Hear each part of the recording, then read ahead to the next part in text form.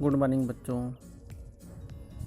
आज हम कक्षा 6 सामाजिक विज्ञान में पृथ्वी हमारा आवास अर्थात भूगोल लेकर आए हैं, जिसका अध्याय 3 आज पढ़ाना है पृथ्वी की गतियाँ। इसका पहला प्रश्न है, पृथ्वी की गतियाँ कितने प्रकार की होती हैं। आपको पता होगा पृथ्वी 2 प्रकार की गति करती है, पहला घूर्णन, दूसरा परिक्रमण। पहला घूर्णन, पृथ्वी का अपने अक्ष पर घूमना घूर्णन कहलाता है।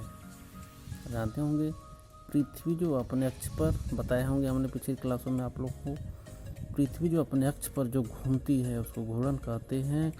और दूसरा परिक्रमण, सूर्य की चारों ओर स्थिर कक्ष में पृथ्वी की गति की परिक्रमण कहते हैं, अर्थात जो सूर्य के चारों ओर गति को परिक्रमण कहते हैं। नेक्स्ट प्रश्न है, पृथ्वी का अक्ष एक काल्पनिक रेखा है जो कक्षीय सतह से कितना कोण बनाती है। 66.5 अंश का कोण बनाती है, पता है आपको। इसके बाद दूसरा प्रश्न है, पृथ्वी किससे प्रकाश प्राप्त करती है। सूर्य से प्रकाश प्राप्त करती है। नेक्स्ट, दिन और रात का वर्णन कीजिए। दिन रात कैसे होते हैं, इसके बारे में जानना है। पृथ्वी का आकार गोले के समान है, इसलिए एक समय में सिर्फ इसके आधे भाग पर ही सूर्य का प्रकाश पड़ता है। सूर्य की ओर वाले भाग में दिन होता है, जबकि दूसरे भाग में सूर्य के दूर होता है, वहाँ पर रात होती है। समझ गए होंगे आप दिन रात कैसे होता है। अगला प्रश्न है, पृथ्वी अपने अक्ष पर एक चक्कर पूरा करने में कितना समय लेती है।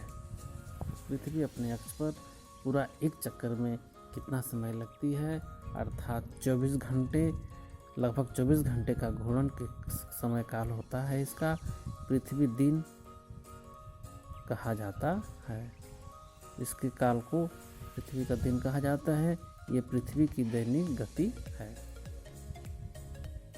दिन और रात कहा जाता है। इस प्रश्न है, अगर पृथ्वी घूर्णन नहीं करे तो क्या होगा। पृथ्वी अगर न घूमे, अपने केंद्र पर, अपने केंद्र बिंदु पर अगर पृथ्वी न घूमे तो इसका क्या होगा, इस प्रश्न में जानेंगे। सूर्य की तरफ वाले पृथ्वी के भाग में हमेशा दिन होगा, जिसके कारण उस भाग में लगभग गर्मी पड़ेगी। अर्थात सूर्य से जिस पृथ्वी अगर नहीं घूमती है तो स्थिर रहती है, तो जो भाग सूर्य की तरफ, अर्थात पृथ्वी का जो भाग सूर्य की तरफ रहेगा उसमें बहुत ज़्यादा गर्मी पड़ेगी, और जिस भाग पर सूर्य का प्रकाश नहीं पड़ेगा उस पर बहुत ज़्यादा ठंड पड़ेगी। इसके कारण भाग में लगातार गर्मी पड़ेगी। इस तरह की अवस्था में जीवन संभव नहीं होगा। अगला प्रश्न है,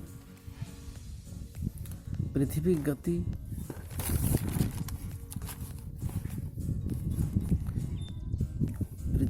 जो सूर्य के चारों ओर कक्ष में होती है उसे क्या कहते हैं। परिक्रमण कहते हैं। चारों ओर कक्ष में जो होती है उसको परिक्रमण कहते हैं, अर्थात पृथ्वी एक वर्ष में 365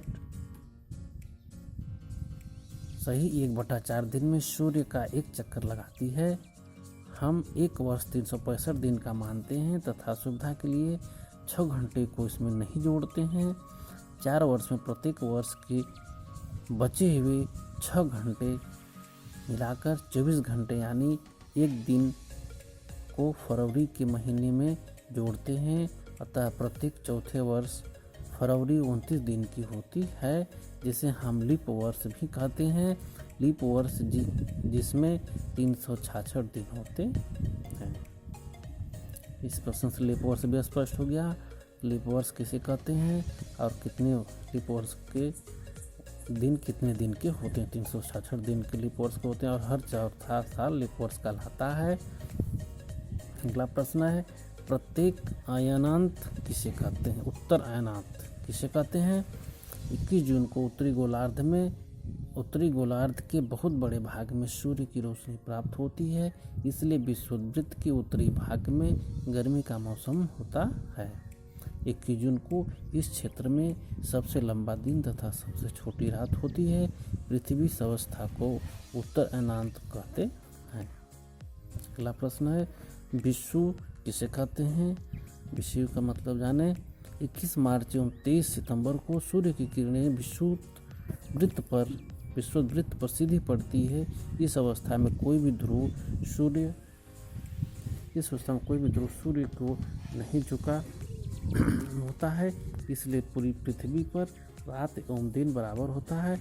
इसे विषुव कहा जाता है। अगला प्रश्न है, दिन और रात पृथ्वी की किस गति के कारण होता है?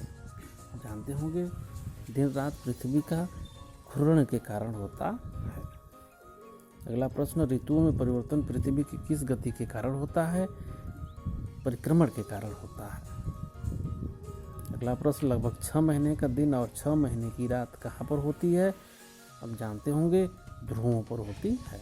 अगला प्रश्न, लास्ट प्रश्न है, ऑस्ट्रेलिया में किस ऋतु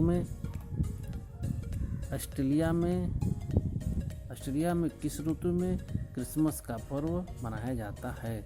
ग्रीष्म ऋतु में मनाया जाता है। अर्थात ऑस्ट्रेलिया में ग्रीष्म ऋतु में क्रिसमस का पर्व मनाया जाता है। धन्यवाद।